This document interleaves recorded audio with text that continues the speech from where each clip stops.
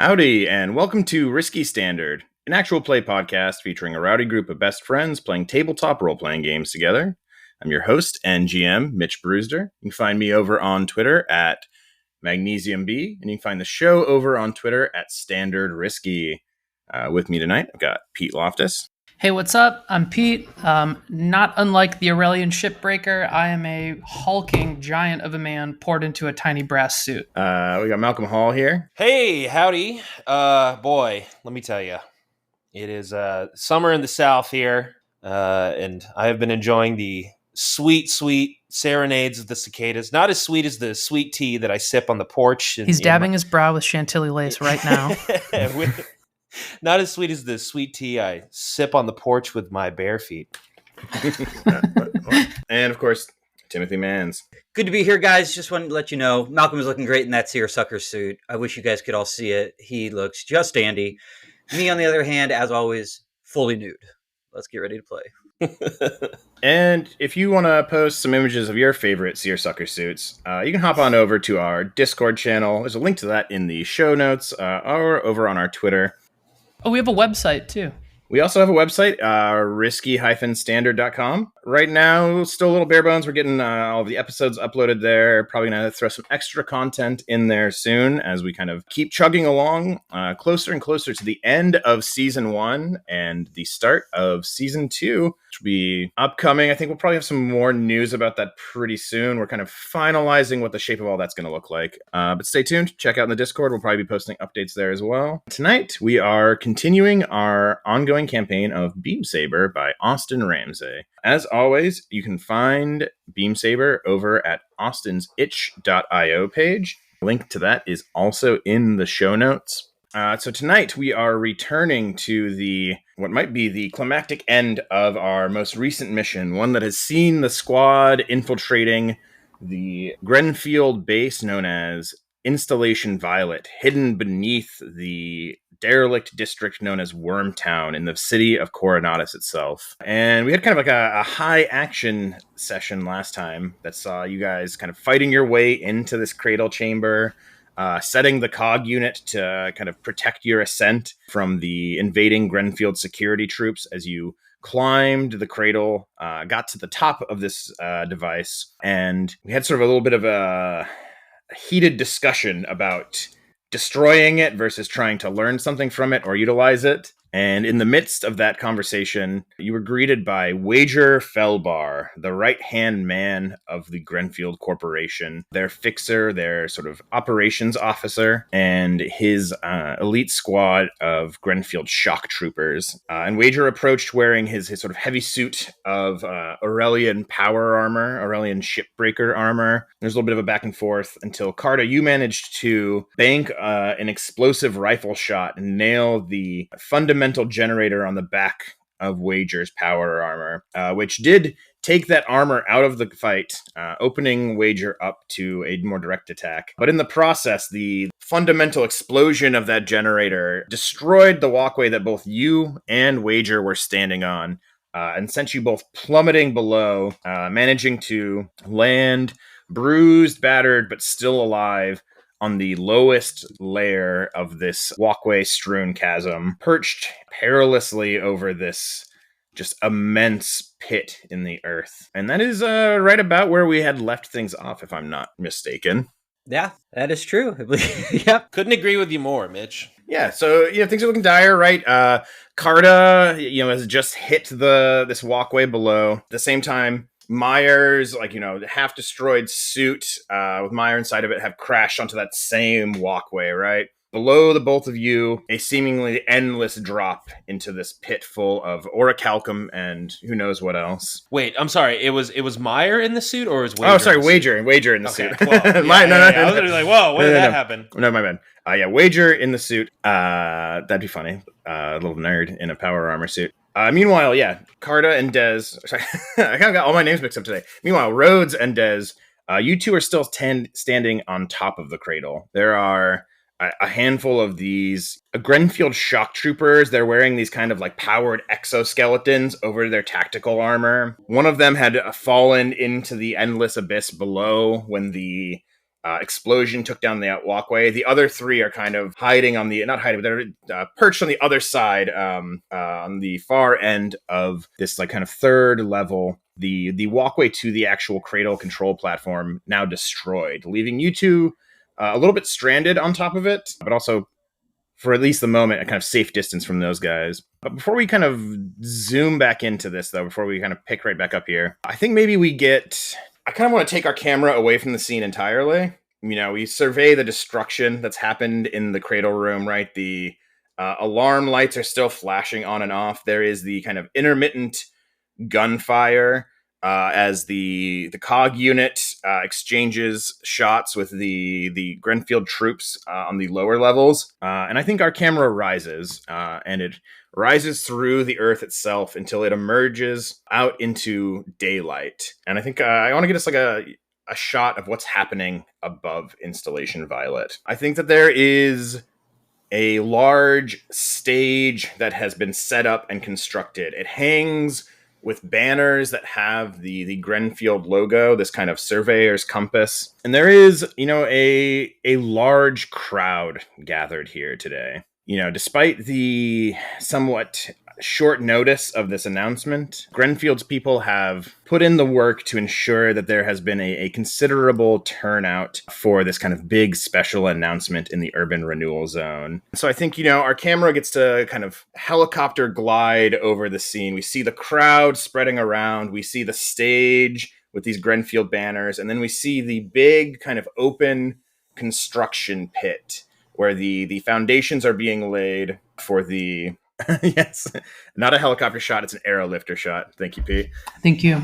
But yeah, we see this, big construction pit, which we know is kind of the surface cover facade for the construction that's been happening below it, where the actual Installation Violet is and where the cradle is located. And I think as our aerolifter comes in closer, we get to see most of the people in this crowd are wearing scarves or face masks. There is, this constant susurrus, this little like sound of sand blowing in the wind, kind of like skittering across the hard stone of the ground. The storm is imminent. It is days out now. All of Coronatus is preparing for what looks to be one of the worst sandstorms it has had in years. And despite that, we also see, in the crowd, some, I think, obviously protesting, holding signs, members of COG, right? Here, having shown up to protest Grenfield's involvement in the urban renewal zone, the quote-unquote work they have been doing in Coronatus. And I think we also see other agents, maybe faces we would recognize from background scenes earlier in like different COG meetings, right? Moving undetected amongst the crowd, preparing for whatever this final action looks like. We settle our gaze on the stage as someone begins to approach the podium that is set there. And this is, I think, the first time we've seen him on camera, maybe. But this is the titular Meyer Grenfield, the acting chief executive officer of the Grenfield Company, the kind of young scion to this entire company. I think he's thin, in his maybe early to late 30s. I'm imagining wearing this like almost like Edwardian is like the kind of the fashion my mind goes for. Right, this like suit with like a long tail, like kind of deliberately what we would think of as like an old-fashioned look. Gray hair, combed back very neatly. I imagine him with, I'm going to butcher the right way to say this, but the pince-nez glasses, like the little glasses with no arms that just pinch to the bridge of your nose. Yes, pince-nez. Pince-nez, yeah, that's I was like watching YouTube videos of antique menswear to figure out how to say this. Yeah, only on this occasion, right, Mitch? The only time I've ever done that, for sure. But so he's got these glasses, right? And I think he reaches, into his waistcoat.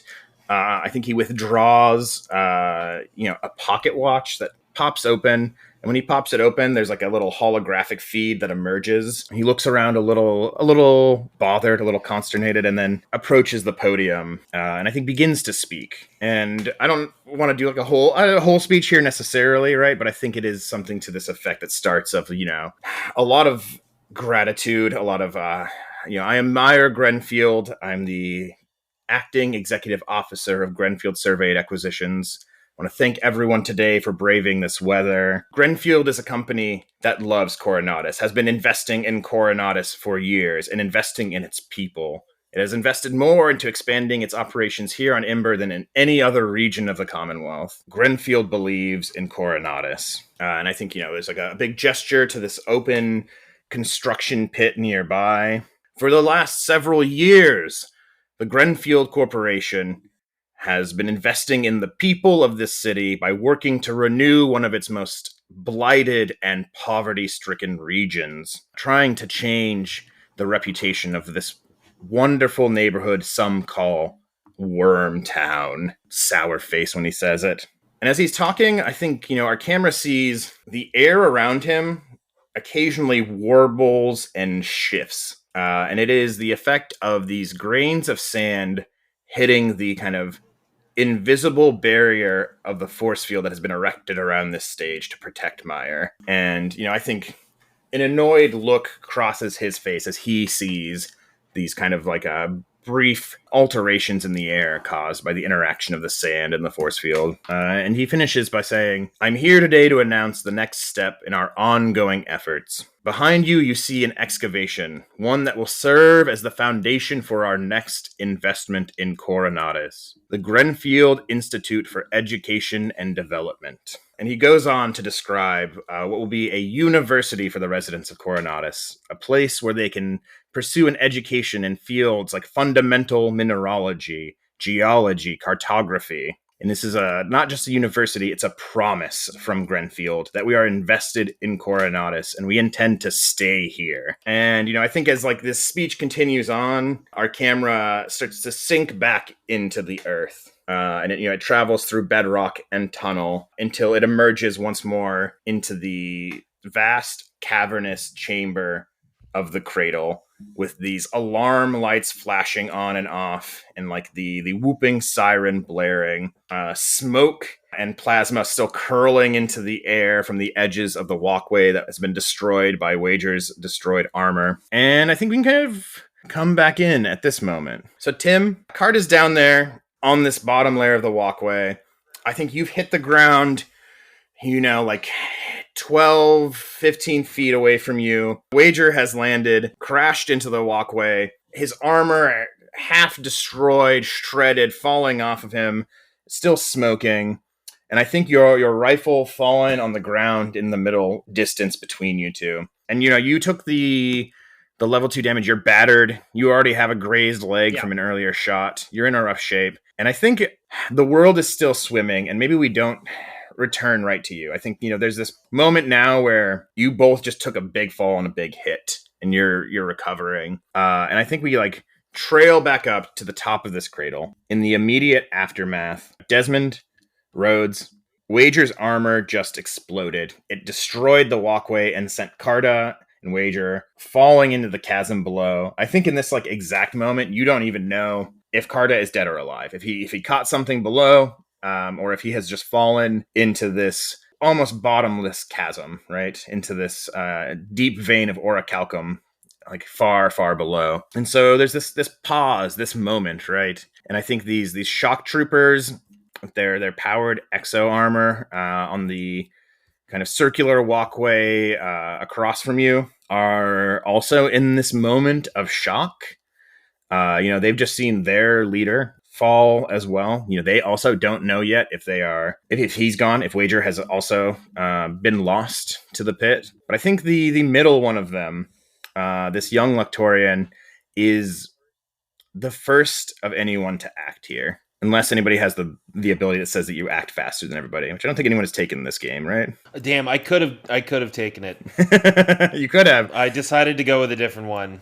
And I'm excited for you to reveal that one, but since you didn't take that one, I think this is the guy who gets the first move. And in just sort of like a panicked reaction, I think he pulls down hard on the trigger of this submachine gun that he is holding. And there is just kind of a panicked spray of fire in your direction. And it only lasts, a moment or two before he's emptied the clip. And I think he doesn't hit either of you. I think last time we were up here, or when last we were together, we were kind of behind like cargo, right? Or we were like behind crates, kind of in cover. There's like some coverage on this platform. I think you're not perfectly ensconced from where they're at. There's like cargo. There's also like the control panels of the actual cradle unit you're standing on, right? There is like little power boxes, there are monitors, there are all of these like input consoles. And so yeah, like I said, I think he opens fire, he sprays just this the entire magazine on this submachine gun in a moment, right?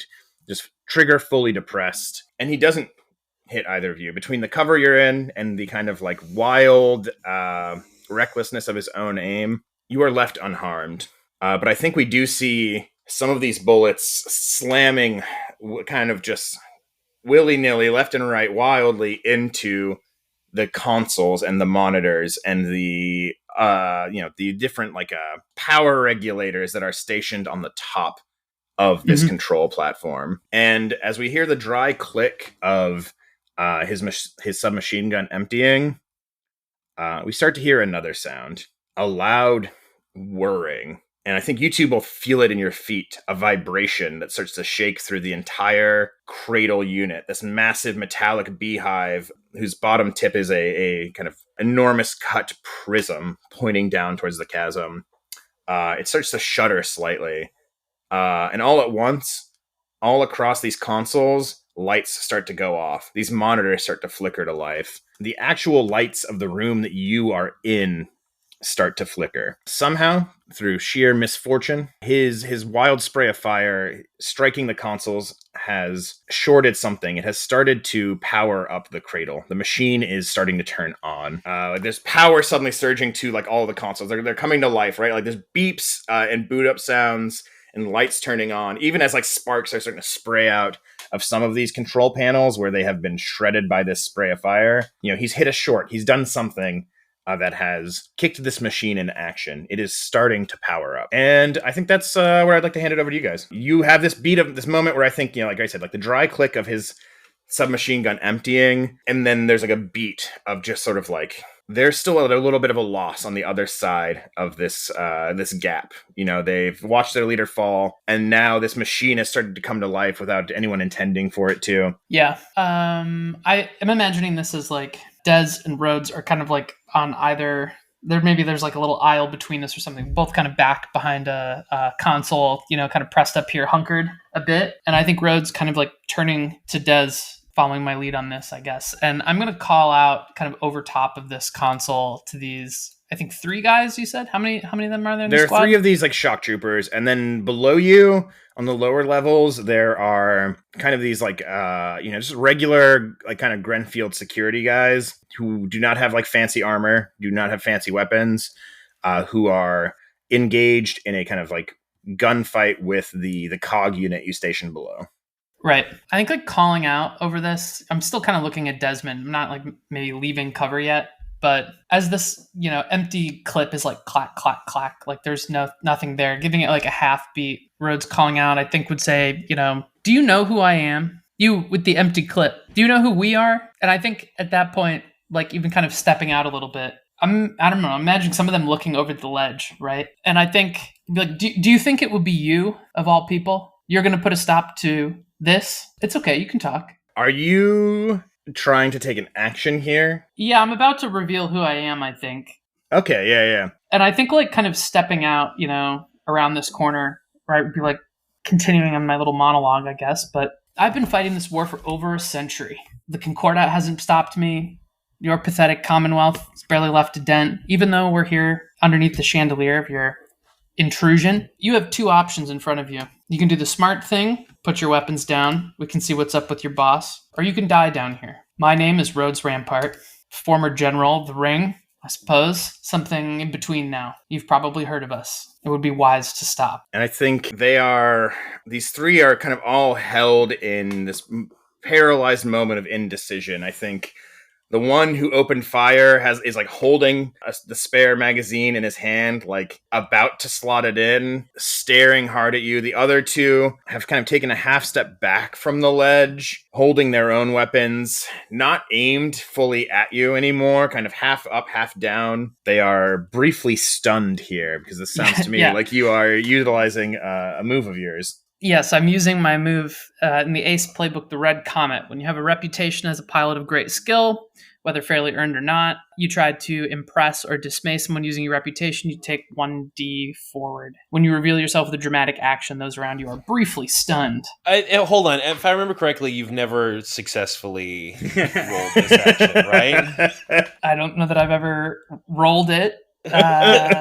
Success is kind of up to how cool it sounds when you're doing it, but yeah, that's true, I guess. In that regard, you have been successful in sounding very cool, and we're proud of you, Pete. So I put this out here. I technically haven't taken this roll. No, when you try to impress or dismay someone using your reputation, you take +1 dice. When you reveal yourself with a dramatic action, those around you are briefly stunned. I think they're briefly stunned. Is this action are you maybe it's like a sway or a command to try and get them to leave? Is that like kind of how you're... Des, what are you thinking? Because I have two thoughts here. One is like I'm kind of gauging to see if they're actually listening, and then the other is like, now, Desmond, and then... Yeah, I was hoping you might just start firing at people. That could be fun. You start giving your little thing or whatever, and then I just start shooting. This could be a setup action if you want for Des to then clean it up. Yeah, I think that's like kind of what this is, right? Is like...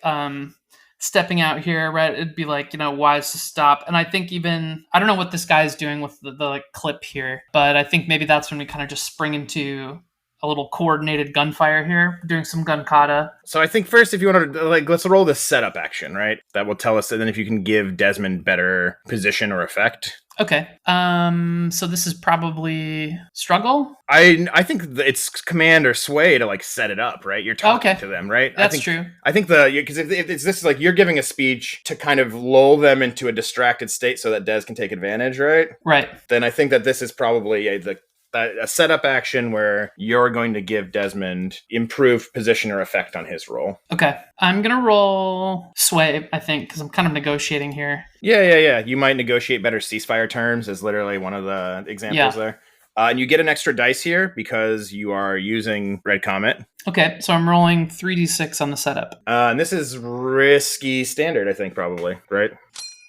Sounds like it. Yeah, so go ahead here. That's a 6, baby. That's a 6, baby.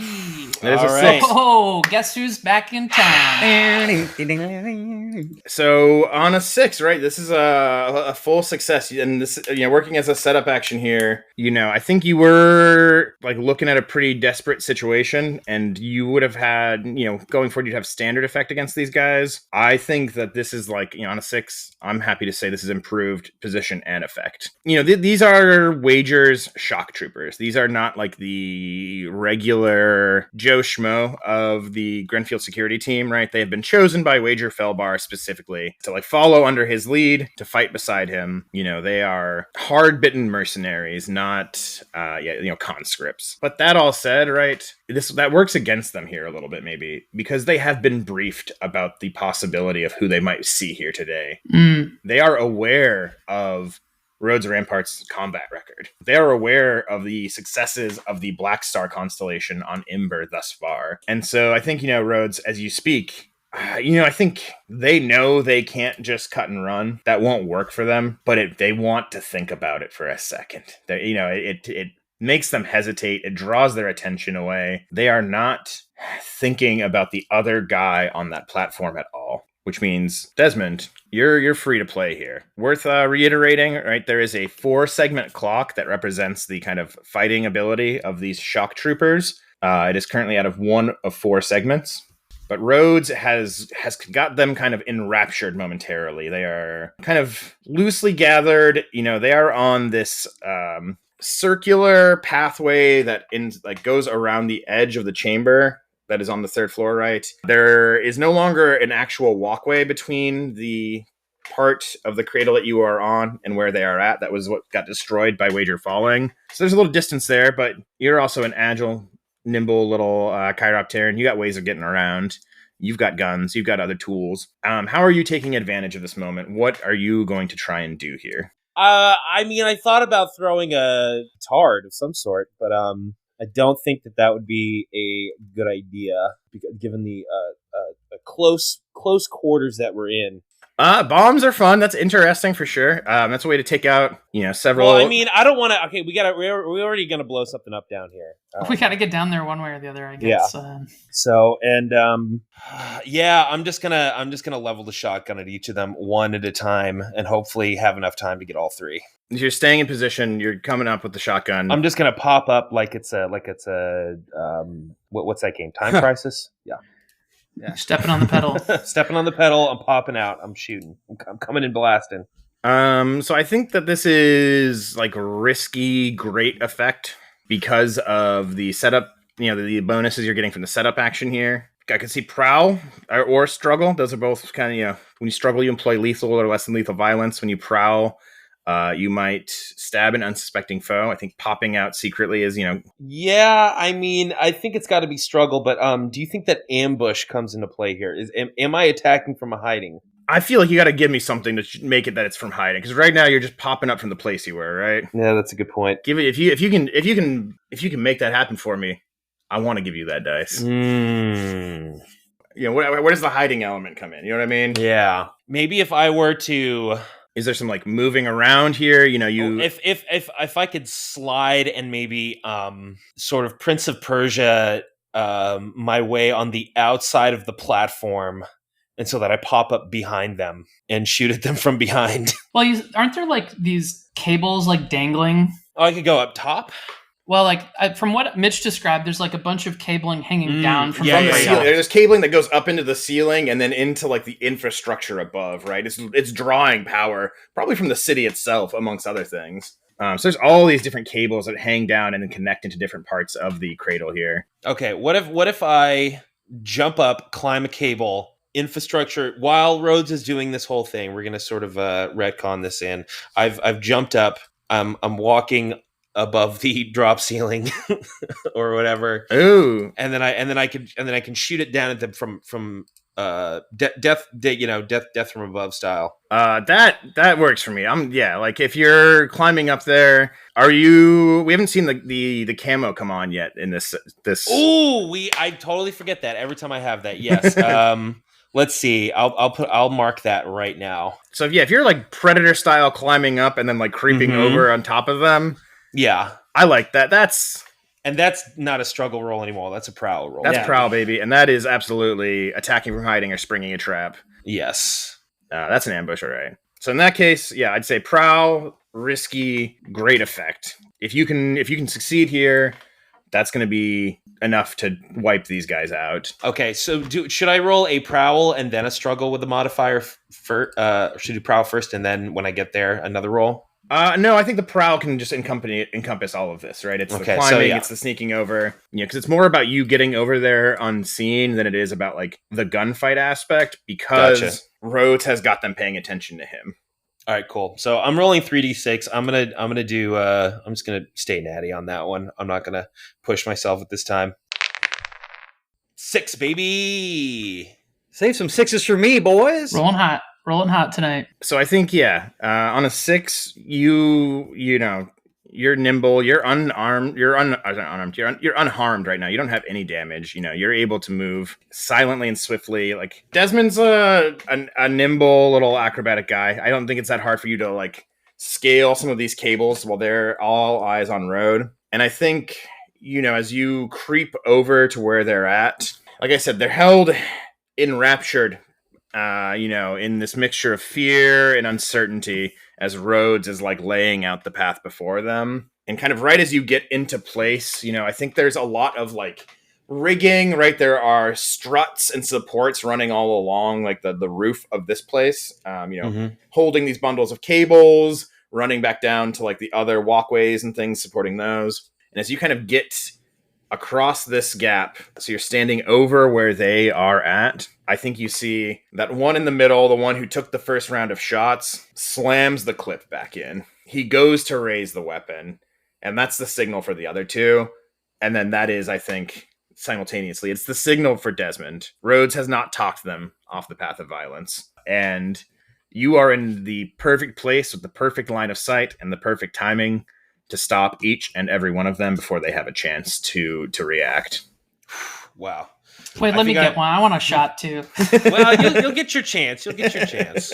I think I'm also raining down those nice flechette rounds. Oh yeah, right. Oh, so it's ew, even worse. Yeah, they're just like cut through. Oh god, it's like they went through a paper shredder. I think as Desmond is about to pull the trigger, right? We cut to Rhodes's face, right? We don't see the violence on screen, but we instead see like the unpleasantness of the reaction. Oh yeah, like little splatter.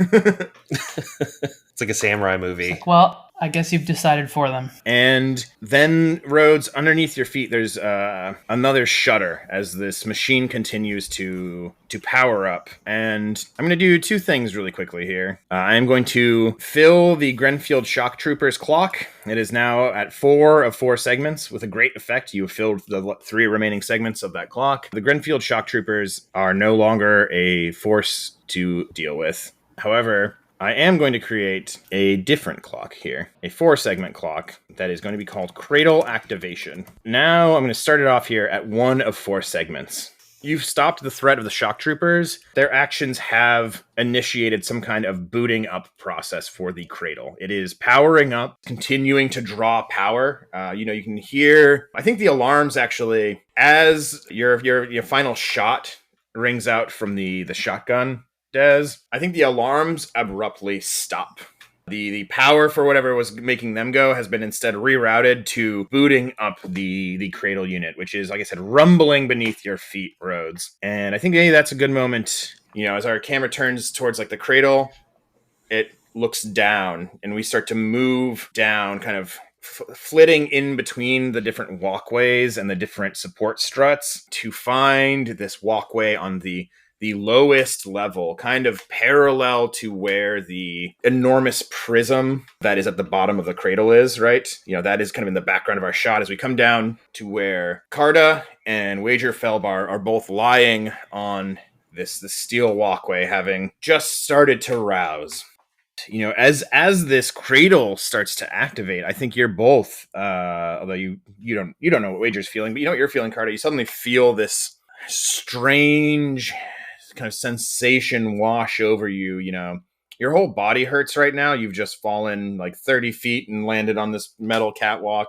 You've been shot earlier, but I think your teeth start to hurt, right? I think unrelated to every other wound you've taken so far, I think your nose starts to bleed, Carta, as light starts to kind of shift within this prism. It starts to suddenly gain a different kind of brilliance. But I don't think that Carta Heshketh has very long to worry about what's happening with this big crystal next to him, because the kind of pile of collapsed walkway and destroyed armor shifts. Metal slides off to the side as the great bulk of Wager Felbar rises. And you said that my rifle is it's in between us. It kind of fell on the. Yes, it's like 7 feet away from you, right? It's between where you and Wager stand, or where you are kind of half lying, and where Wager is now starting to kind of push his way up. And he is, like I said, he's got this pebbled gray skin, and he was wearing this beautiful, ornate brass powered armor, which has been shattered, ruined by the explosion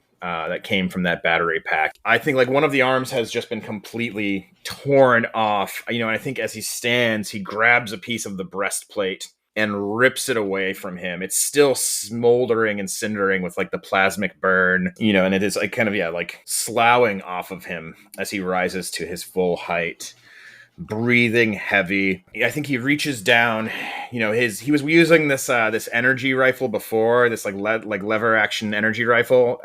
Right. Long gone, lost in that explosion. But I think he reaches down to the part of his leg still covered by this armor, and as he touches it, the metal itself seems to kind of like shift and rearrange. And as he draws his hand back, he is holding a short sword, a single-edged short sword made out of this kind of same brassy material that his armor is made out of. And as he holds it before him, a flick of his thumb, the blade starts to hum as it vibrates in place minutely. Its edge just shifting kind of in the air, indistinct. And I think below the armor, he is wearing like a pilot's bodysuit, right? And there are like connection ports that are like still sparking where they've been ripped away from the armor. Probably like ash and soot and like a mixture of blood across his face as he stares down where you have landed, Carta, and he takes a step forward, like a thudding step. One of his feet still clad in the powered armor. You rat,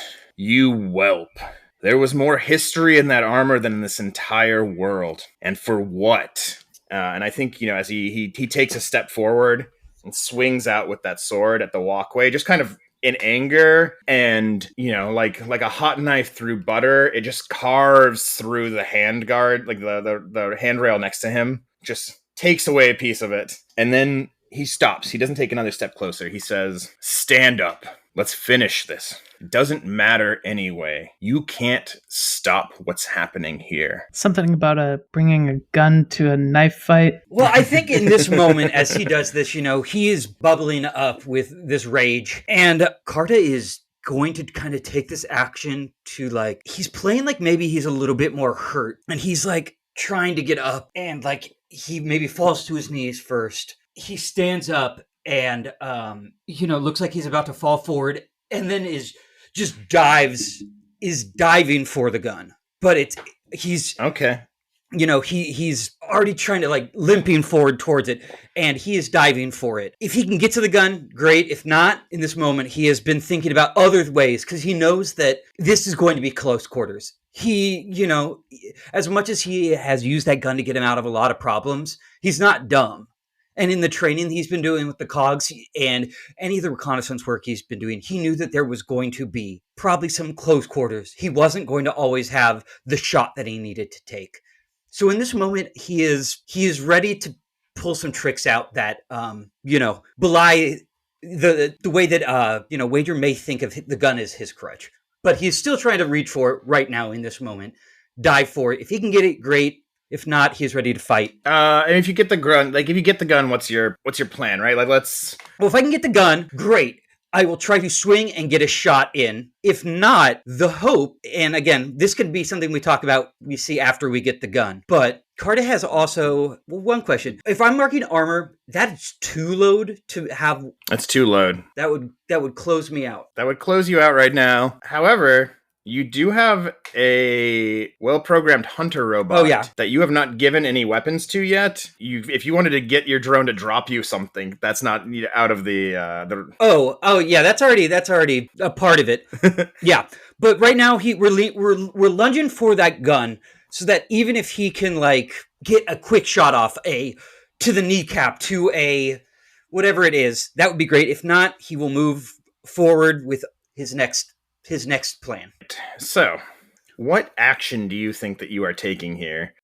I mean, I think that this is, I guess, like, would be finesse or maybe like in a struggle, like there is a kind of not so much a physical wrestling, but like they are fighting over that space, and it is whoever can get into that zone earlier to like shoulder the other person out, Yeah, I like that. Yeah, no, I think that makes a lot of sense to me.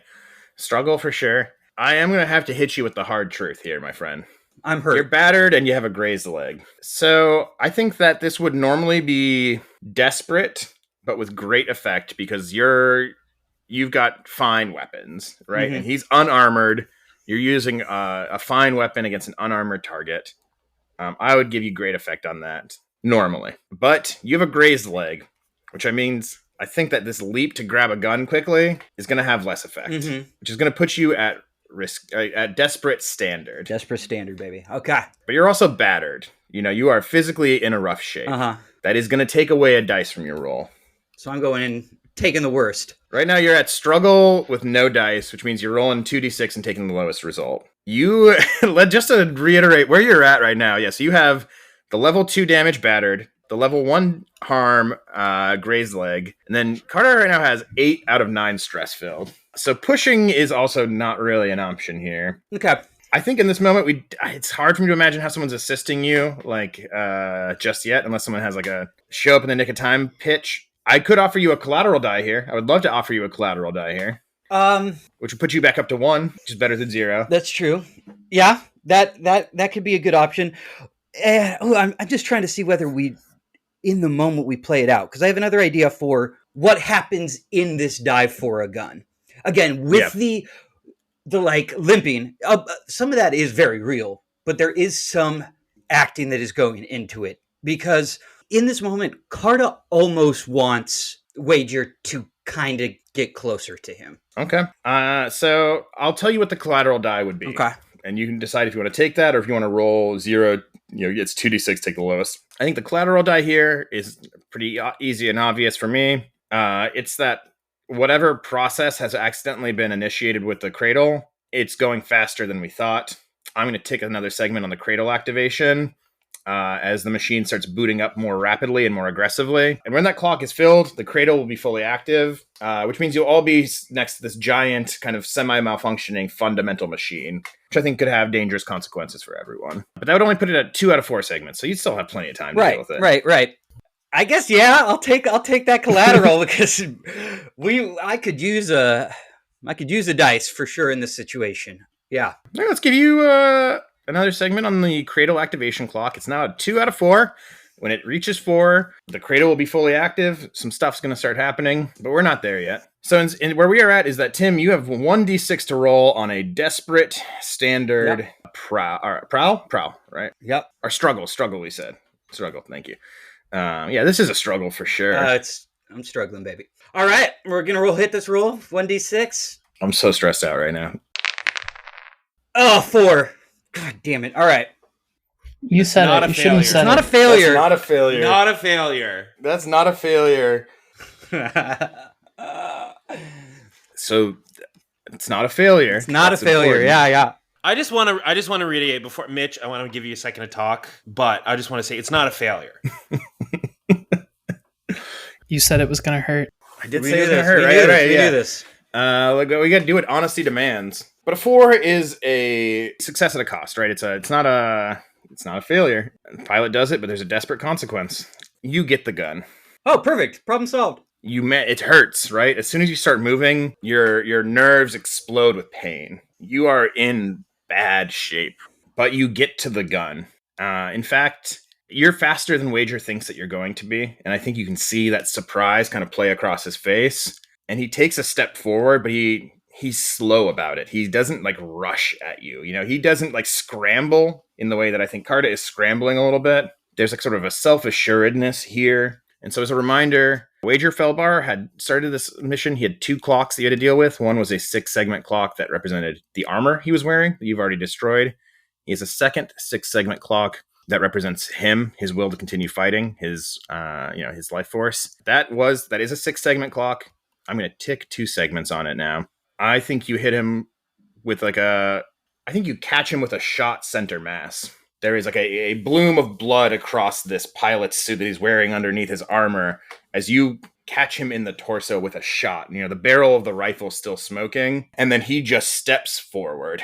He walks almost as if he has not noticed that he has just been shot with like a large caliber rifle in the torso. Mm-hmm. It is 2 strides for him to cross the distance between where he was at and where you are at now. And I think he grabs you by the shoulder, Carta, having closed this distance, and pulls you forward onto this blade. Oh, yeah. Right where I wanted to be. Right. Whether it's intentional or not, I think it is intentional, right? He knows exactly where to stab someone to kill someone. Mm-hmm. That's not here.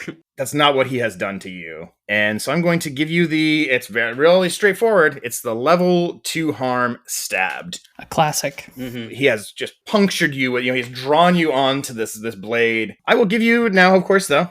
This is a Forged in the Dark game. You could always mark armor here to reduce the severity of the harm.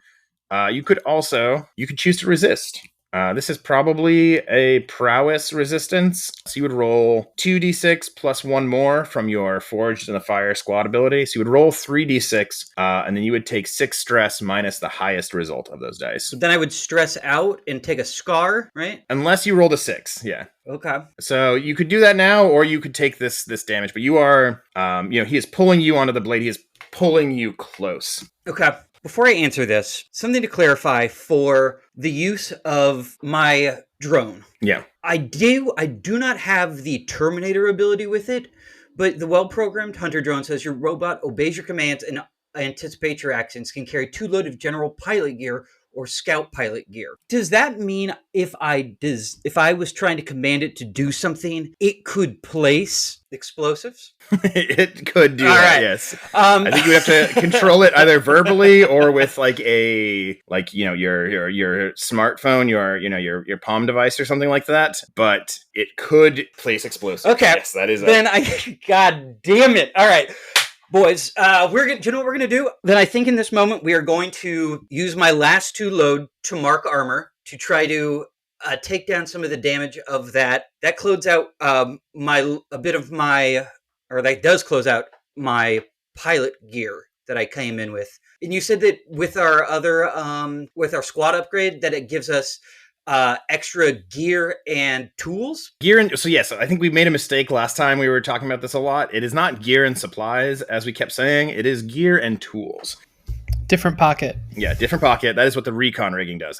That's tools or gear, not gear and supplies. So you have 2 loads still that you can spend only on tools or gear. I'm going to downgrade your level 2 harm to a level 1 harm because you have marked armor, which is nicked. Which, what does the armor look like that Carta's wearing, and how does that protect you? I think that it's part of the armor and stuff that we got from the Concordat raid that we have. So I think that it is some kind of, without getting too, grandiose with it, I think it is something that almost is like, it's not super visible, but the moment he goes in to attack me, it kind of glances off what would have been where armor would be, and it's just like, all of a sudden you see that, there was some sort of force field, and a similar type of thing that we saw with Myra up on the stage, where it's like, a glitching, where it's like, all of a sudden you see that, there is something here that he was wearing, and it glances off. I like that a lot, yeah. So I think that is what is keeping him from getting fully,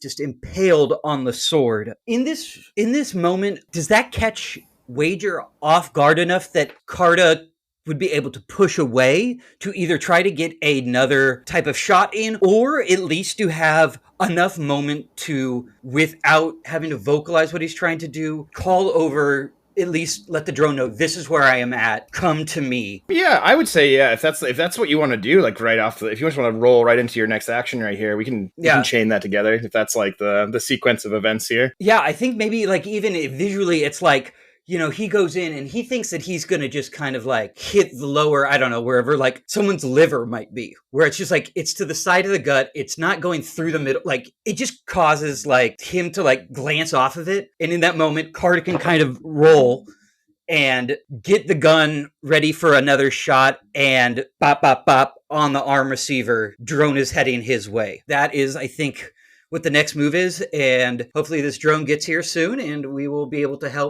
have a little friend help me. Help you do what? Well, I think what Carta wants to do is, again, it's been part of this plan. He knew he was going to be in close combat. He was never going to be able to beat Wager in a fist fight. Obviously not with a sword. The gun, if he can use it, great. If not, I think that he's going to kind of try to get Wager focused on beating him up.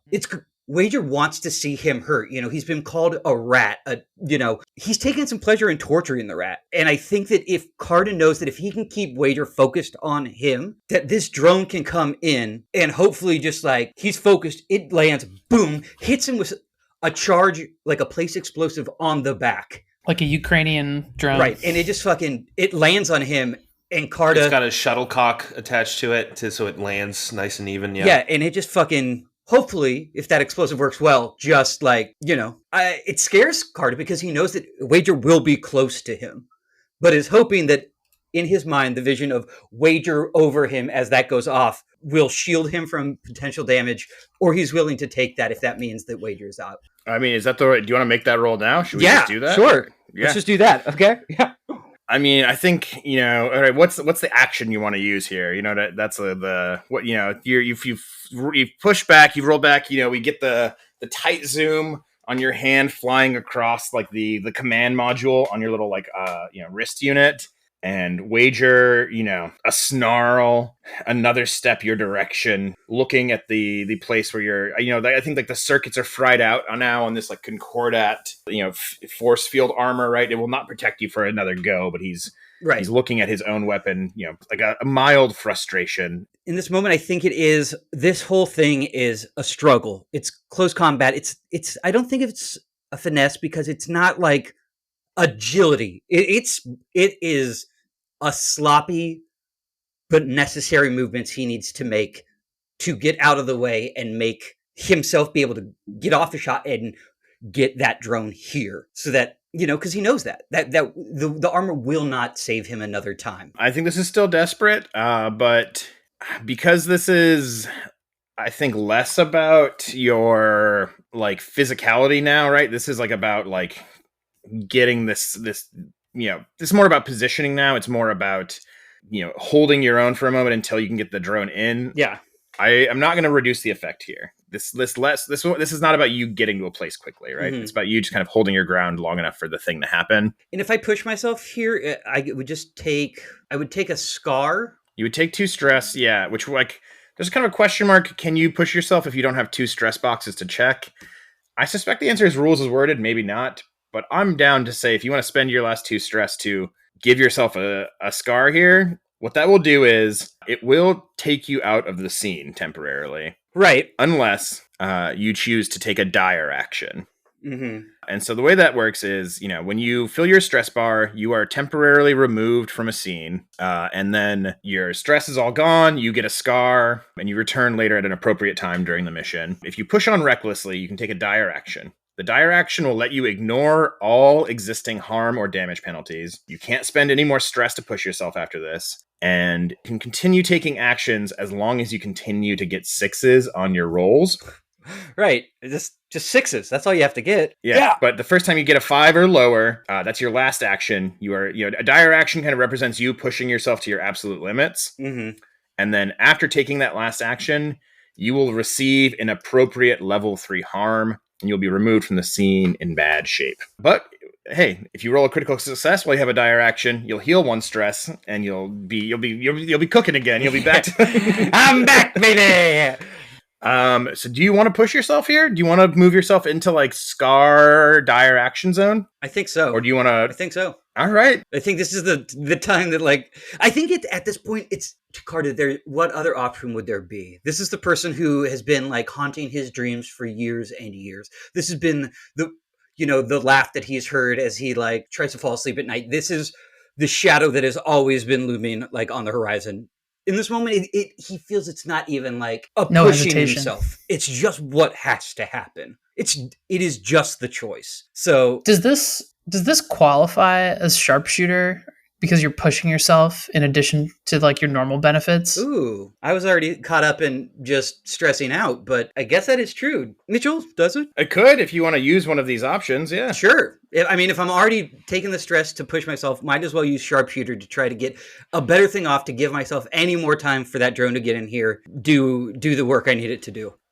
Which of these options make sense here? It's definitely not make a ranged attack at an extreme distance beyond what's normal for the weapon. I think that it is. In this moment, it's kind of something that Carta is in other situations he wouldn't be proud to do. It's kind of eyes are closed, weird silent prayer of just let these shots ring out. If they hit him in the arm, if it hits him in the knee, if it misses, I need shots going at him. That is what is happening. And it is just boom, boom, boom, boom. For mom and dad. Yeah.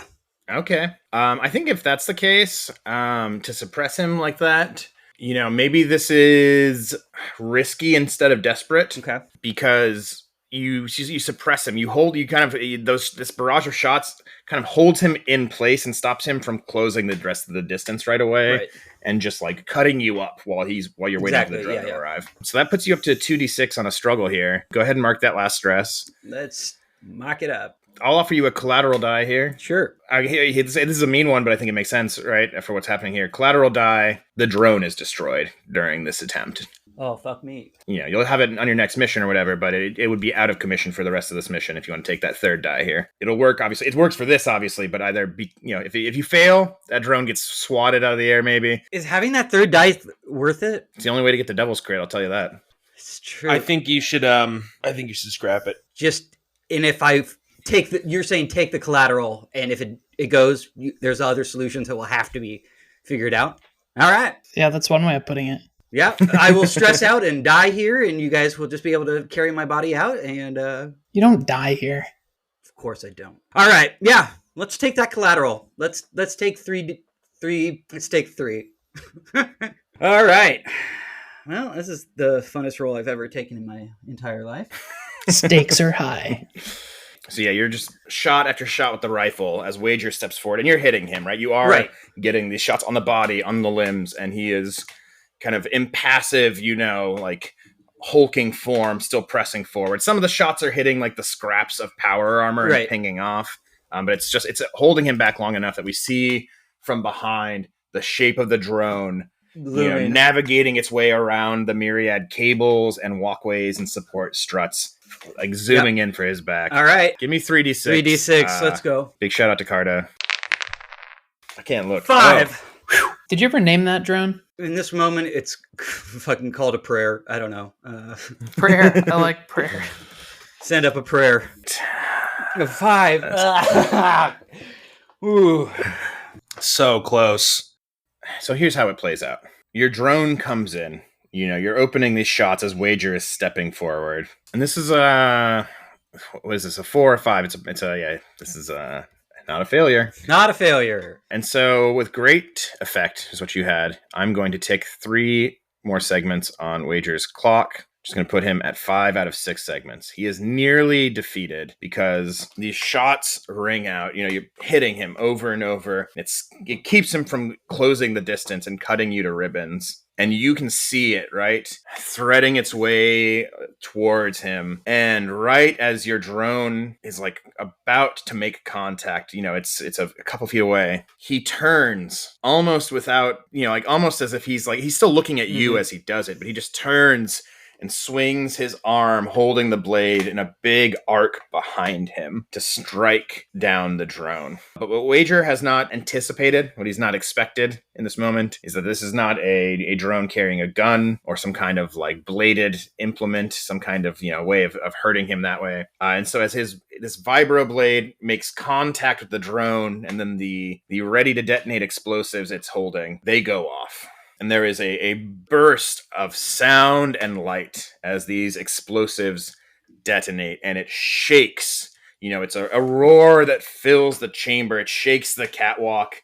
And I think the catwalk behind Wager is obliterated, shot down into the chasm below, clanging off the sides of rock. And the piece that you're on, I think, bends down, right? So the weight of it starts to like also shift, and so Carter, I think you find your feet almost. I'm slipping a little bit, yeah. You're slipping, yeah, towards this chasm, but Wager his body's thrown forward towards you.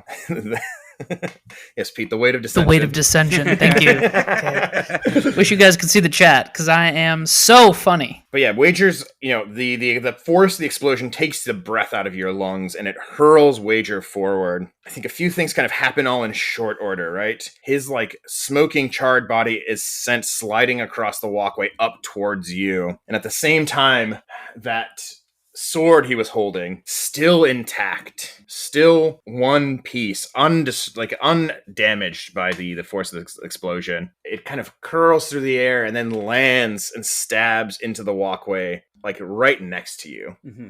At your feet. I think the walkway buzzes with the vibration that's kind of transferred through it as this blade kind of sinks halfway into the steel.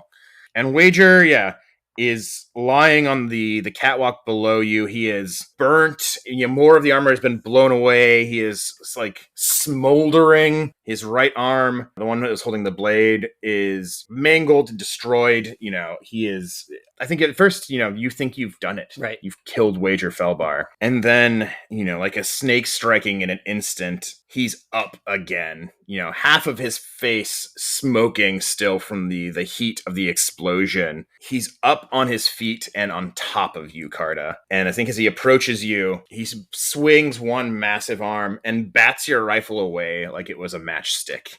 And we watch Carta's rifle go spinning off into the black, following the rest of the catwalk. And so as part of this risky consequence, I am junking your rifle. That rifle is now out of play. It has been sent spiraling to the abyss below.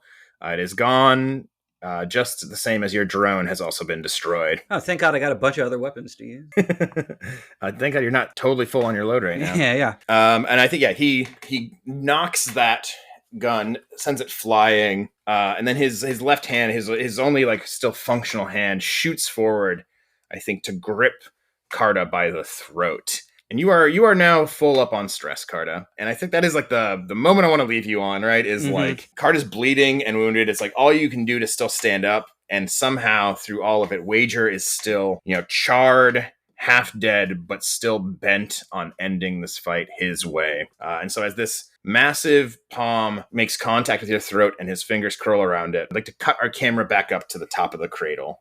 Des, you've just dropped back down after taking out these shock troopers, right? Maybe we can roll back time a little bit, but I think, the cradle is activating more rapidly, right? These panels are flashing, the hum is getting louder, the entire chamber is kind of vibrating steadily with the force of this thing activating. And then all at once you hear this just enormous boom, this explosion from far below. And maybe that's where we cut into you two. I like that. This boom emanating up from the fissure here, and maybe we're both kind of bent knees, steadying. I guess Rhodes would dash over to the railing on this catwalk here. I'm trying to peer over the edge, see if I can see anything. I got a feeling that's our boy. Same.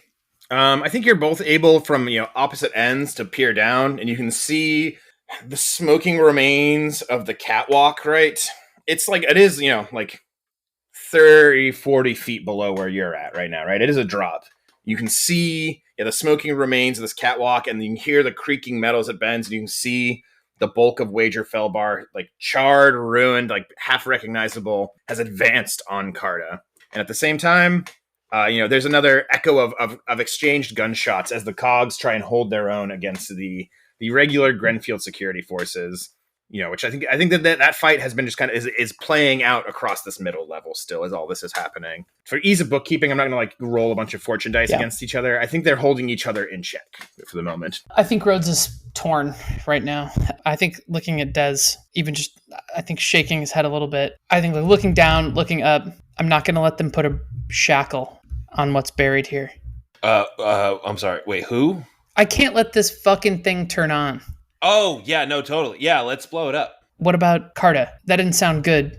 Carta's a soldier. I don't really think there's much we can do from up here. Would you yourself I'm suggesting. Throw yourself to the abyss? What are you suggesting, Rhodes? Well, you're always talking in riddles. Speak clearly, man. I'm tired of this shit. Well, there's all these cables running down tentacles. One thought in my mind is we could rappel down here, but this thing humming I'm anxious about it.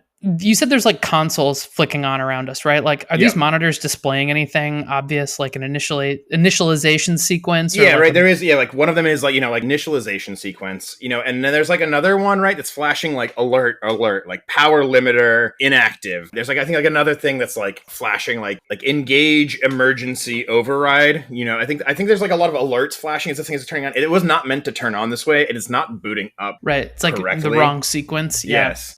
There's more power coursing through it than should be right now. I think there's some gauge, right, that where there's a needle that should be in the green, and that thing's pushing into the red right now. God damn it. It's got too much juice. I'm sitting here Carta doesn't really have explosives. That's not a good sound. Fuck. And I think okay, so the control console is off to our behind us right now. Yeah, you're next to it still. Desmond is now on the kind of walkway that surrounds the perimeter of the cavern, while you are on the cradle itself.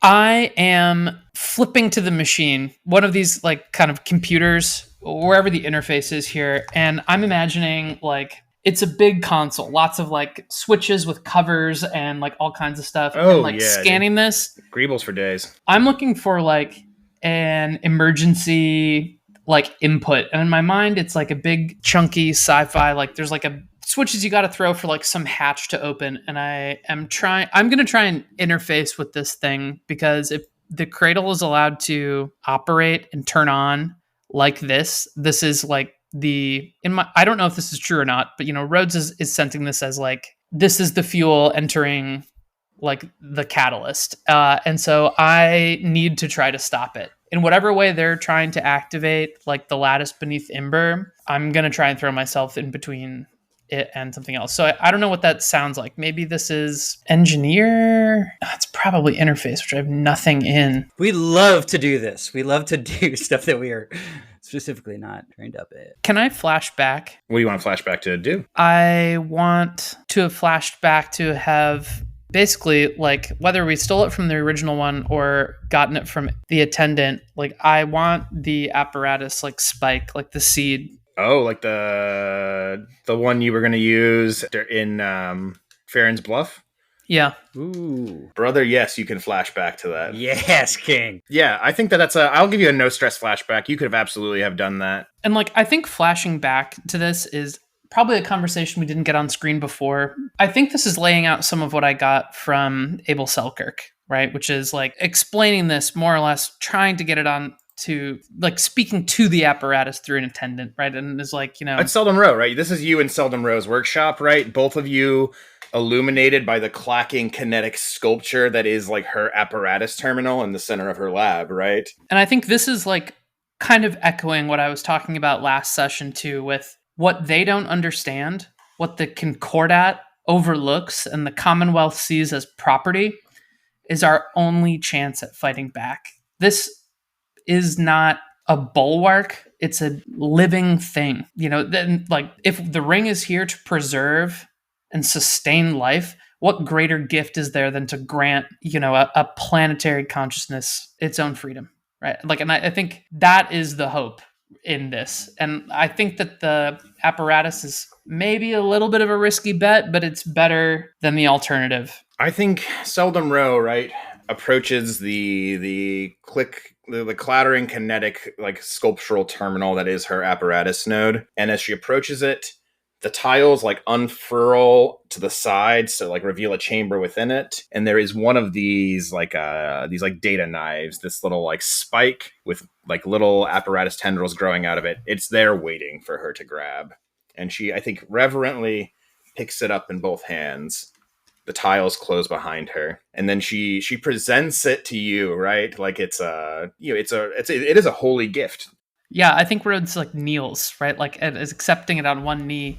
She says, "The apparatus is the living ethos of the ring. It is our principles of freedom, our principles of equality. If there is anything that can help us save this planet, save this world, save whatever is hidden here beneath it, it is the apparatus." Bows her head very solemnly as she does offer you this thing. I think even like taking it into my hands, there's probably a flash here that runs through Rhodes's head. I think Rhodes has been like a weapon in someone's hands for most of their life, like in one way or the other, whether that's kind of the occupation on Feldspar or his like liberation in the ring. There's probably some note in here that feels like contradiction, because I think he struggles with really abiding by like a faction. But I have a question, because as I'm taking this, I don't know if this needs like a clock or something. Is the apparatus fundamental? Yeah, I would say so. In a sense that like the fundament is like the kind of like undergirding matrix of reality, and the apparatus has ways of engaging with it that are beyond the mundane, for sure. So then I think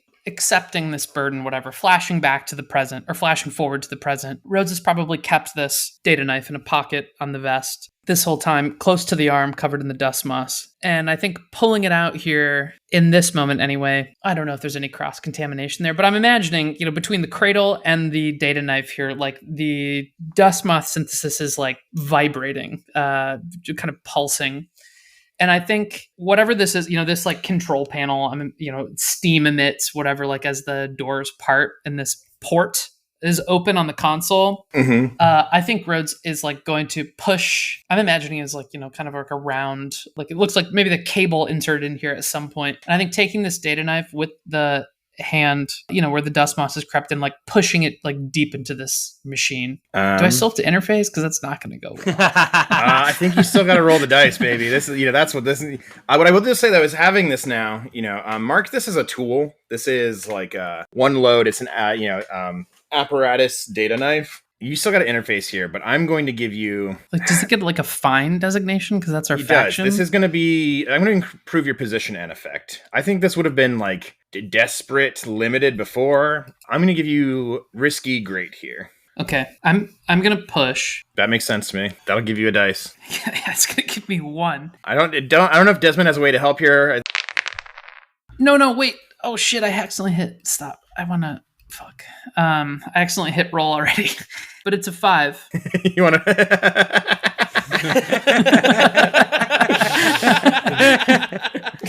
Oh no! Oh. I'll let you roll that 5 if you want.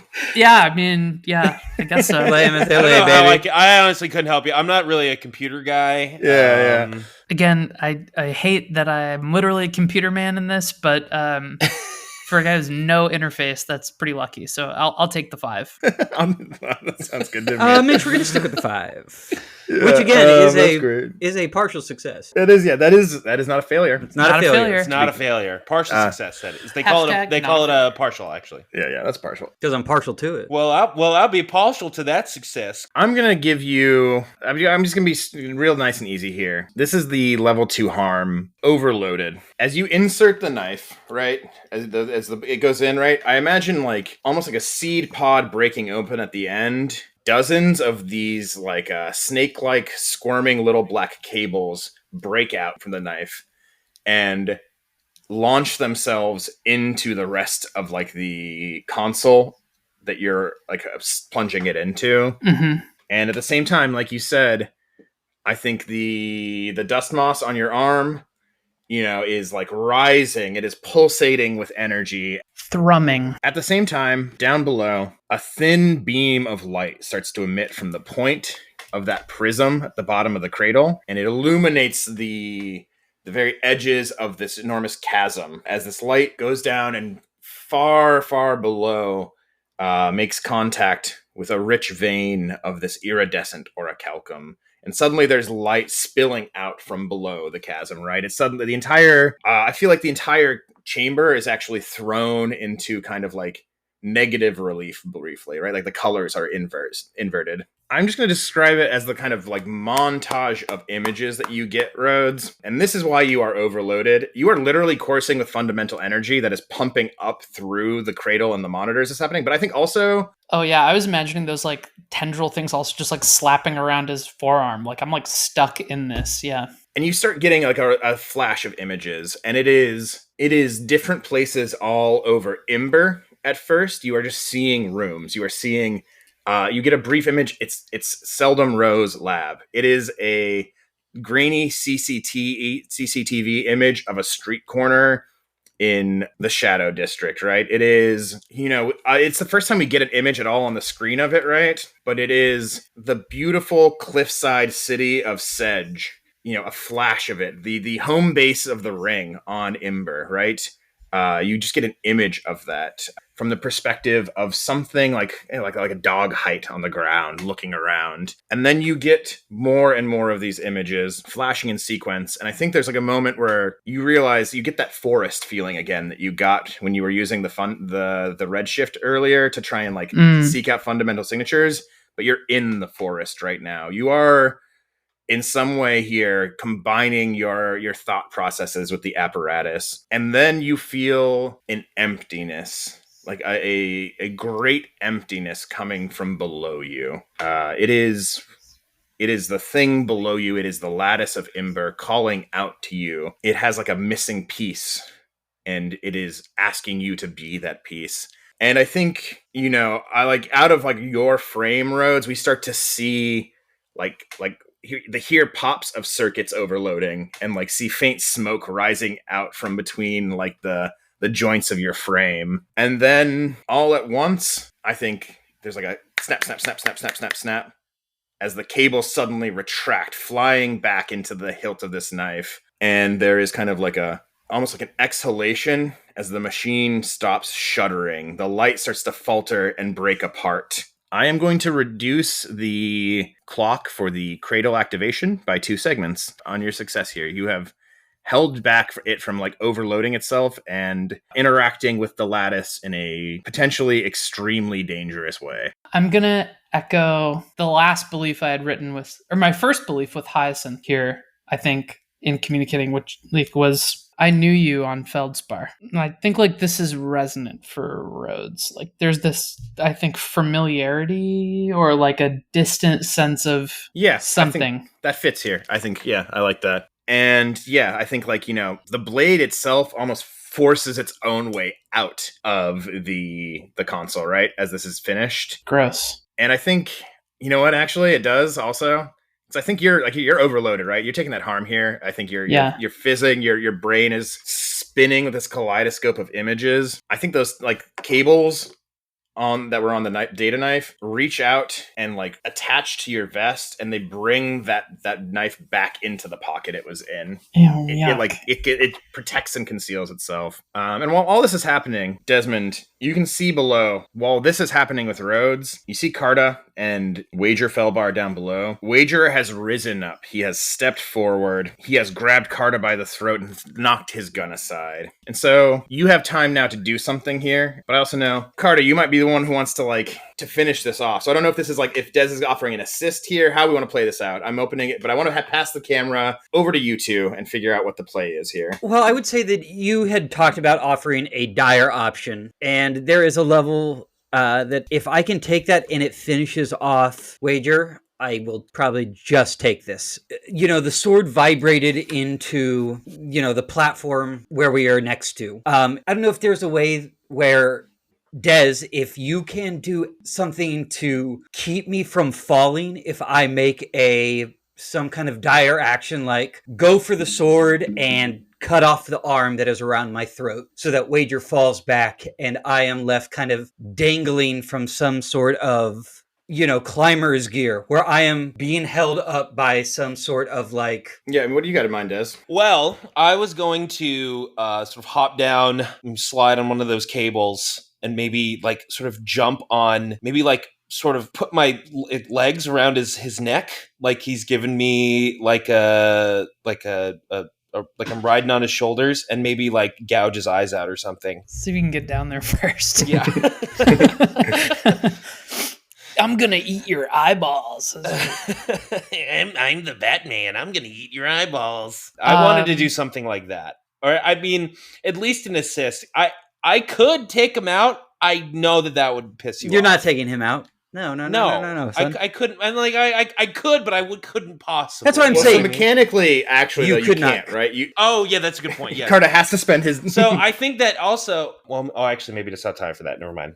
That's what I'm saying. If you can assist... I'm going to assist you, for sure. Where if in this struggle, a dire move... Again, I don't know how this works with the dire move. We haven't had to see that in gameplay yet. So let's talk about it. Okay. So you have stressed out at this moment, right? You have accumulated as much stress as you are allowed to have. Can possibly take. You could choose to leave the current situation in a terrible state, right? You are just real fucked up. You're passed out. I mean, Wager probably still just tries to kill you then, right? Right. And it's up to somebody else to stop him from doing that. Or you can choose to push on recklessly and take a dire action. And so a dire action just means you're still going to be rolling dice. You're going to be taking a regular action. But a dire action lets the pilot ignore their existing harm or damage penalties. You can't spend any stress on this action, and you can't resist any consequences that happen because of it. But this represents you kind of like putting the last of yourself into this thing, right? Like, you're pushing yourself past your limits. And if you get a 6 on this dire action, you can take another one and continue taking them until you have rolled a 5 or lower. Right. But I'm banking on a 6. After you take your last action, or at the end of the scene, you will receive an appropriate level 3 harm, and you're going to be removed from the scene in a bad shape. And you'll still get a scar because you filled your stress box. So if you want to take this dire action, it means that you are now guaranteeing yourself a level 3 harm later, but it'll let you roll an action here, right? You can make a move. So the question here is, what is the thing that Carta does, right? And then we can talk about how Desmond joins in or assists. Maybe it's a group action, maybe it's an assist, maybe it's something entirely different. But Right. what is Carta do in this moment? You have, with only one arm, Wager has risen back up, face smoking, body charred, still smoldering, shrapnel embedded in his side, multiple bullet wounds, and yet he will not die. And he has gripped Carta around the throat with his remaining hand and is trying to squeeze the life out of you. Yeah, I guess the dire action in my mind is that in the same way that for so much of this fight, it has been getting Wager to focus on me, using that rage at me, that a little bit of his surroundings are like not unaware. He obviously could knock a drone out of the sky behind him, didn't know what was coming, but to keep him focused on me and try to wiggle, like, I don't know, I'm so hurt, but try to get a hold of that blade to just take off the arm that is around my throat so he falls back and falls into the chasm and drops Carta where he is to struggle and be hurt for sure. But all right, yeah, I think that's a move. That's the move. I think that's a struggle, right? It's a struggle for sure. Yeah. Yeah, this is desperate standard effect, I think, at this point. The question here, I guess, is, Desmond, are you assisting? How are you doing that? Or what is your play here? Well, I'm going to assist him by jumping down there. I still think that if I jumped on top of him, at least distract him for a second, get the attention away from Carta so that he can collect himself. Also something to consider, it's like in Hook, where like they're fighting and someone slides him they slide Peter an extra sword before Hook drops the hook down on him. That people are always sliding me swords, like that it's in that moment where it's like he thinks he's got it and you are there on the side to toss a sword, and just as I grab it, I don't know. That is in assisting getting the sword into my hand so that I can sever it from my throat. Do you want a sword or do you want a gun? His sword. Oh, his sword. That is already there in the... that is stuck into the platform next to us. That if I can get that into my hand with some assistance, and with you landing there being a distraction, that those things add together, that sword swings up, hand detaches from the rest of his arm, and he just falls back. And yeah, okay. That sounds good. You kind of communicate that to me telepathically, I think. Well, you're not a fool. I think you know what's happening, and you can see as I am being lifted up by the throat. Even then, my eyes are cast down on the sword, and I'm trying to reach out with the last of the strength in me as the oxygen is being wrung from my body, kind of.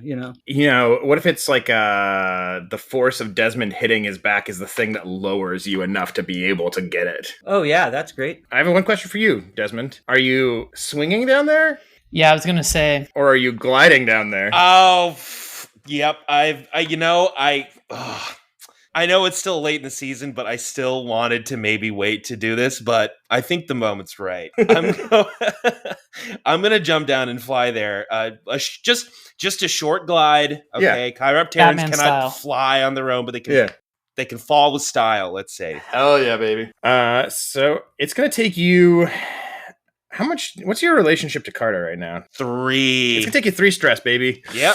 I'm taking it. But you know what? This is going to give Carta increased effect and increased position as well. And then a third thing, too. An extra dice. Extra dice. Yeah, the key one. Yep, and then that'll almost completely stress me out too. So yes. I have only 1 stress left after this one, but it's all worth it for my friend Carta. Yeah, it is, man. Christ in heaven. All right, Carta. So that bumps you up to a 2 on that struggle. 2, yeah. I think that's kind of as far as that can go, right? I mean, there's not. Oh, I could offer you a collateral die. What would that be? They've been treating you okay so far. I'm going to mark another harm on the cohorts, which will put them at 2 out of 4 segments. And if they get to 4, they're broken as a unit. As they start to lose the firefight because too many of them are distracted by trying to get an eye in on what's happening with Carta down there. I guess I'll take that collateral die. All right. Oh, boy. The cogs are now impaired. They've gone from weak to impaired as they are, I think there are pot shots raining down, right? I think they're some of them turn to open fire on Wager. And, we see, he's getting lit up in the back. And then the Grenfield units that have maneuvered on the second level reposition, and they're able to take advantage of a COG member's distraction. And it's, a shot, and then we see a COG's body falling down into the chasm. And I think it's about time, right? This has been bumped up. It's risky great now. It's no longer desperate, because you've got a lot of friends assisting you. Why don't you give me that 3d6? Rolling 3d6. 1, 5, 5s. Not a failure. Not a failure. Not a failure. A partial success is what we call it in this game. Beam Saber. Not a failure. So, go ahead and say it. 2 things happen at once. Well, I'm trying to figure out exactly what happens here. Say the line, Mitch. Man, a lot of things happen at once, I think. So, I think Wager's hand tightens around your throat. You can feel your vision. You can see your vision starts to go dim. Your lungs are burning for breath as your hand stretches as far as you possibly can in your wounded state to try, in your last fading moments of consciousness, to get a hold on that sword. And then we see the silhouette, right, of it, the winged shape of Desmond gliding down through the walkways and the cables, avoiding all of them, to hit the back of Wager Felbar. And it's like that impact. And I don't know what you start doing, Des. You said you were going for his eyes. You're scrabbling. Yeah, he's trying to eat the eyeballs, I think he said. I just want to be a nasty little imp on his shoulders. Yeah. But it's the force of that impact that forces him to, a foot down just far enough that your hand can grasp the hilt of this bludgeoning vibroblade, and you draw it out, like I said, smooth, easy. It just slips right through the metal. But I am going to give you the level 2 harm choked here. For free? It costs you -1 dice. As he tightens the grip, hoping to put you down, so he can deal with whatever this thing is on his back, and that gives you the opportunity. What do you do? I think that, he still has one hand around my throat, right? That is, yeah. And I think that as he turns, it's just I think honestly, even visually, it is kind of a lazy strike. He is choking out, but thank God this is the type of sword that it is. Yeah. That as he just as things are starting to go, he just takes his arm and gives it a swing. And as it comes up, I'm hoping it catches, or he's aiming for just kind of right below the elbow. There's a look of shock on his face as it separates, seamlessly, just you almost don't feel it, right? Yeah, it is so smooth and clean and just immediate. Yeah, there's just a moment of raw shock on his face. And I guess the question for me here, you got a drive clock to spend. You got 2 drive clocks to spend. How are you spending them? Are you spending your 2 now to get rid of Wager? Yeah, I think in this moment, Carta always thought he'd be standing over a body of a cowering foe. But as the lights kind of dim around him, he realizes sometimes those victories don't always come. You don't always get to see yourself as the glorious hero, but if you're going to do what you say you need to do, this is the moment that this has to happen. It's kind of a struggle kick as Wager stumbles backwards, and he doesn't even quite know that he is what his situation is yet, because again, the blade doesn't feel like all that much as it passes through his arm. And I guess he's hopefully, with the severing of the arm and kicking back in the struggle, Wager struggles backwards, and the goal is to have him fall into that pit. And the walkway's already at a canted angle. I think Desmond, on those shoulders, there's a moment where you can feel the momentum and the weight start to shift as Wager starts to kind of fall back, slowly, trying to swing the arm that's not there anymore to steady himself. Probably not beyond him anymore as he cool front flip over back onto the. He probably tosses me back. He can't. He doesn't have a working limb to do anything to you at this point. Oh. He's got one. I meant more sort of like I'm riding a mechanical bull, but he kind of bucks you, yeah. Yeah. But with that drive clock spent and Wager's clocks filled, you have at some cost managed to kill the person who killed your parents all those years ago. But by spending 2 drive clocks just to kill Wager, like we said before, that does mean Grenfield will continue to be a threat, going forward. You have not eliminated the squad. You have not changed the fictional circumstances of the Grenfield squad. But Wager is no more. And obviously, there will be fictional consequences to not having the fixer, the right-hand man, the head of security, right? Those are things that we will play out going forward. But it does mean Grenfield will still be there tomorrow. And I think that's also probably the moment where, you start to lose your grip on reality, on consciousness, right? Yeah. After everything, you have spent all your stress, your dire action has run out, which means for the moment, Carta is no longer really able to act in this scene, which I don't think has to mean that you are strictly genuinely passed out. Right. But I think between the shock of your injuries and the immensity of what you've just done, you're going to be kind of out of commission for the rest of this scene, whatever that means. Yeah. We can kind of figure out where it makes sense for Carta to come back in. Yeah, in this moment, it's all visions of pastoral fields as his parents show him and point out, oh, see, that's, as you can tell, looking and teaching him how to use the semaphore as a kid. And that's the property line, boy. Some real, this is ownership. Christopher Nolan sentimentality stuff going on here. Yes.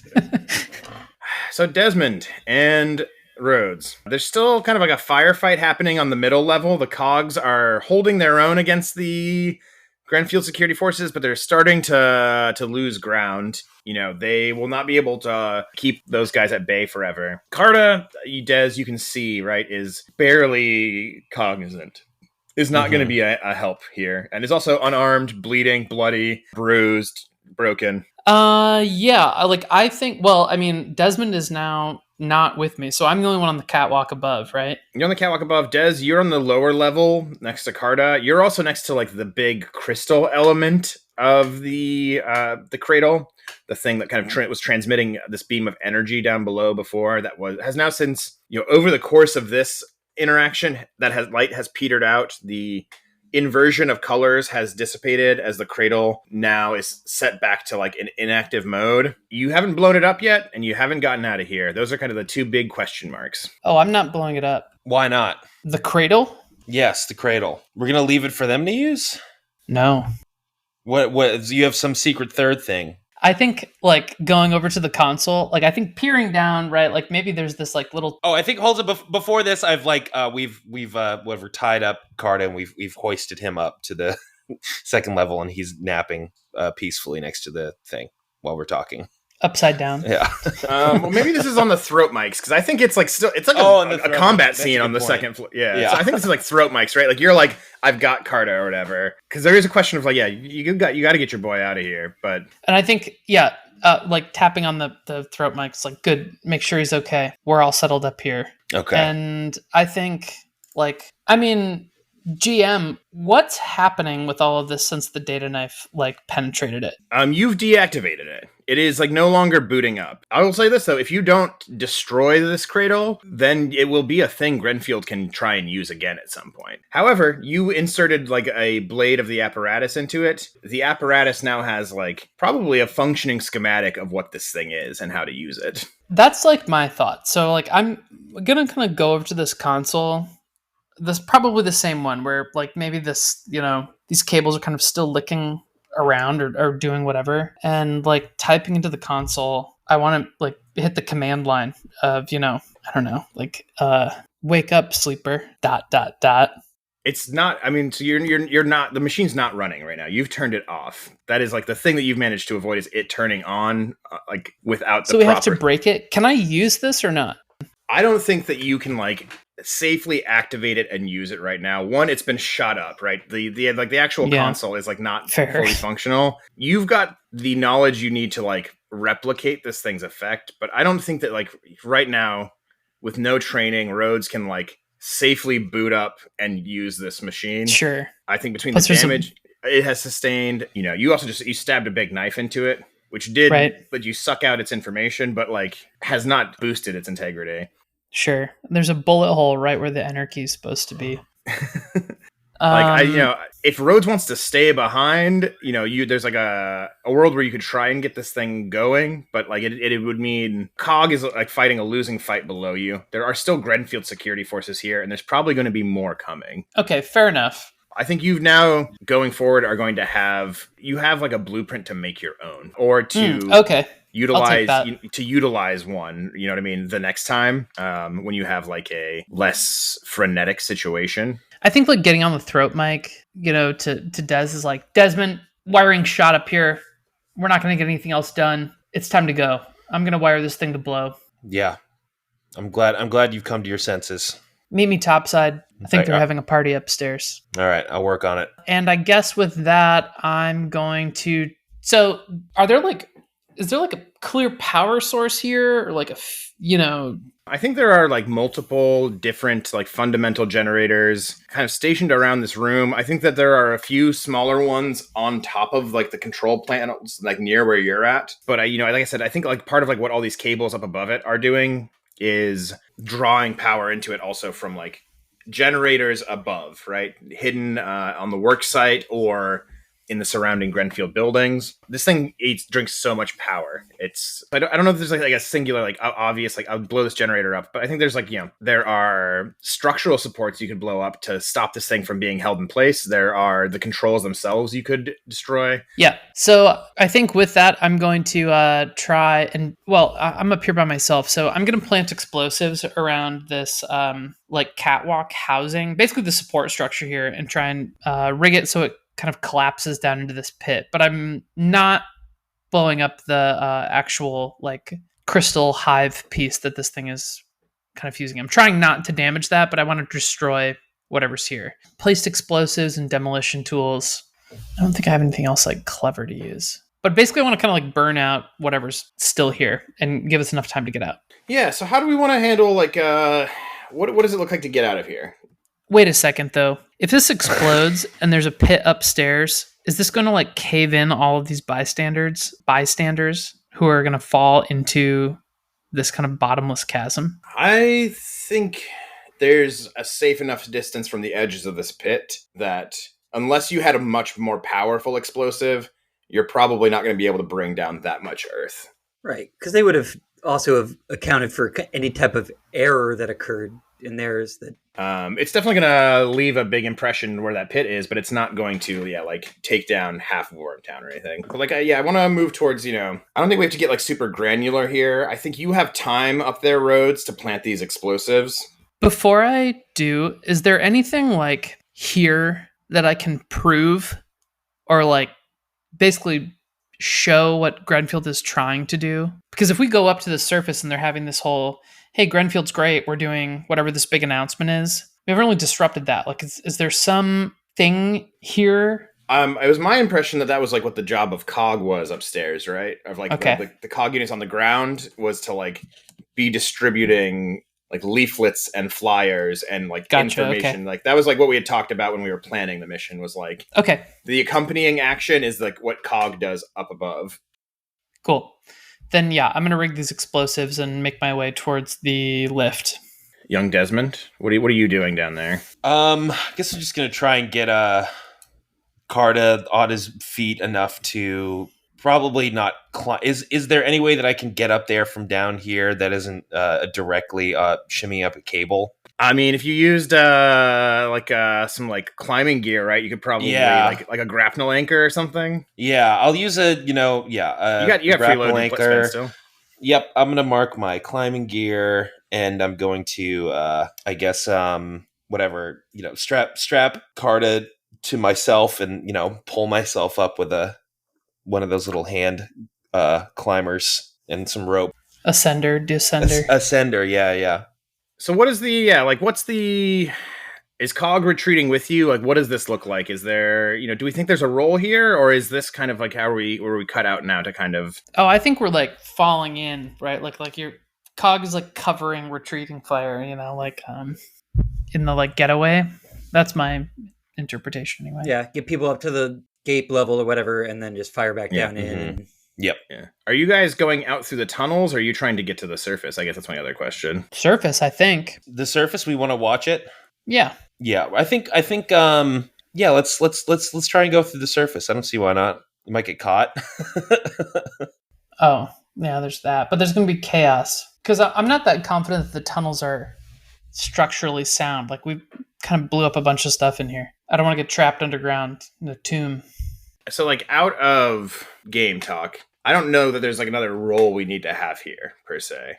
Yeah. You know what I mean? Okay. Like, I'm happy to kind of step into the mode of montage and kind of like I think you guys are skilled and capable enough. I don't think that these like basic Grenfield foot soldiers are the guys who are going to stop the Black Star Constellation from getting away today. And so for me, I think I just want more of like what does the escape sequence look like, and where does it leave you at? So we can kind of. Oh, I mean, I think like those sirens are still kind of going off, like the intruder alarms, right? Like, and from my perspective anyway, I think is like Rhodes kind of hammering these keys, realizing this isn't going to work, is kind of skirting this circular perimeter, trying to blow up all the supports, or at least plant the explosives. I think in the din of kind of echoing gunfire, kind of echoing up from the floors below, moving quickly, I think at some point you can hear the like whirring of a winch, kind of zipping up. As I think Rhodes is placing the last explosive, we see a diminutive bat-like thief with a scary, not scared guy over his shoulder. And I think I'm imagining it's just like, Ka-chunk like jumping off of the ascender over the banister as the cogs are, I think, like coming up those. There's like a staircase or a ladder. I think, there's like right? ladders like and things. These. Yeah. They're like, they're pulling up. Some of them are probably also like using ascenders in the same way. I think Jasper Som, right, like leading them as they kind of, keep suppressing fire on the Grenfield security forces below. I mean, I think the cogs coming up, seeing Carta over a shoulder, are probably kind of freaked out, right? Like, I'm sure we've lost a couple along the way. I think maybe they are, but I think Jasper Som is the one who like starts barking orders, right? Like, yeah, fills in that place of leadership where Carta is not there to like keep them on task. And, I think maybe he's the one who points out, right? Like, this is like a marked a facility that has like markings. It has like, indicators. I think, he's pointing out there is like a blinking red like exit sign like near one of the bulkhead doors that was sealed before on the third level. I think most of those doors have opened up again as the power cycling from the cradle activation has kind of drained their power from earlier. Okay, that's so interesting because last session I asked if there were clearly marked evacuation routes and you said no. But anyway, did I? Then maybe they're not. Maybe not. You know what? Then it is. Just kidding. Then it's probably well, actually, if it's not that one, you know what it is? It's the door that Wager came through, right? There is a lift back beyond there, right? Right. That one's still open. No, yeah, I mean, I'm just fucking around. But I think, like, obviously there's some sort of, like, illuminated, like, safety exit, like, where it's, blinking lights, like, in a direction, like, in Alien. And I think, rushing out, right? Like, I think there's probably still some trailing, I don't know, Grenfield, like, soldiers. And I think we're just seeing the cogs, like, pick them off, right? Like, they're barely making it up past the ladder. As we're kind of pushing through this doorway, I think, like, even just kind of calling after Jasper. It's like, just seal the door, man. Like, and I think these doors shut, and I think there's like a moment where it seems like we're in the clear. I'm going to go for just like a sci-fi. I haven't shot a round this session, so only gunshot fired up. I'm just going to shoot the door panel. It's sealed behind us as we make our way to the lift. I think everybody's concerned about Carta. Yeah, everybody's checking on him. Carta, you're like kind of faltering in and out of consciousness. I think you're still this scene has not ended. You are still scarred out here. And then I think there is like the silence of just being in this lift as it rises for a while. And this is not the lift that emerges into the pit, right? Into the construction pit. This one takes you up and up.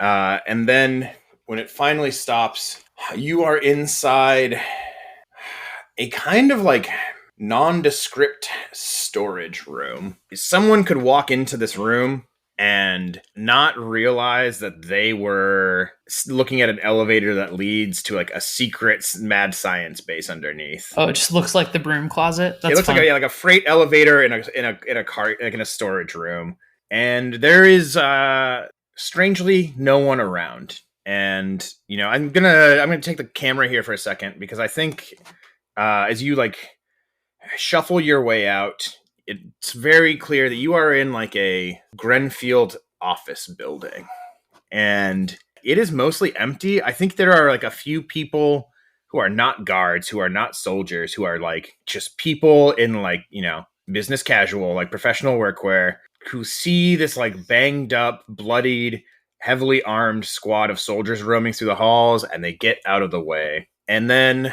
eventually this leads you to, I think, like the glass sliding doors of the front of the building. And you can see the scene out ahead of you, which is the thronging mass of the crowd assembled around that stage, except there are twice as many members of COG as we saw before now.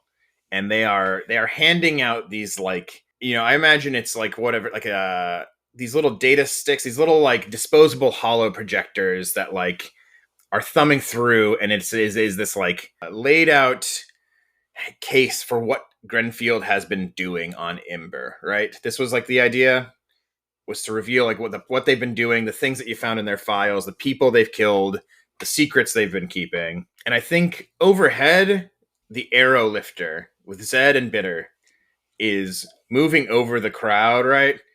And it's dropping paper copies of the same thing. Oh, yeah.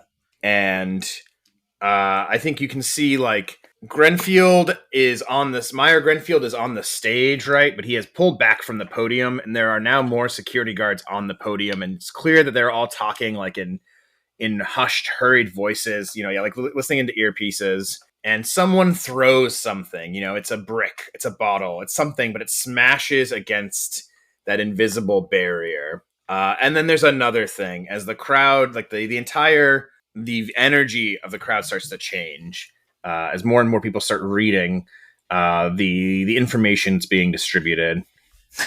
Headline: Grenfield bad, actually. Well, I never thought of it that way.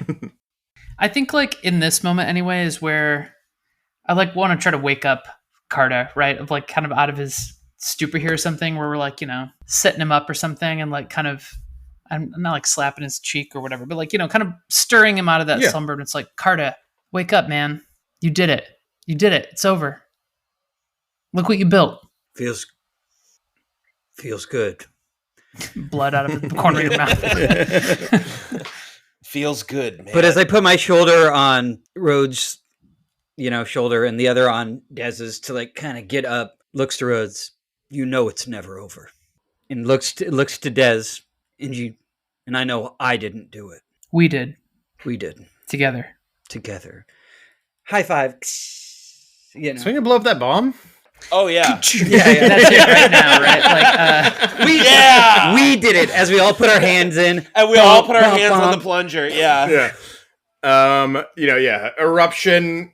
The earth shakes, and that pit does start to slowly like crumble in the center, right? As like the explosion shakes the cradle chamber, and we see, like the construction apparatus there starting to like sink in towards the center of this chasm, which is opening up, revealing, the cradle chamber smoking and burning as the cradle itself is unmoored from its supports and crashes down into the chasm below.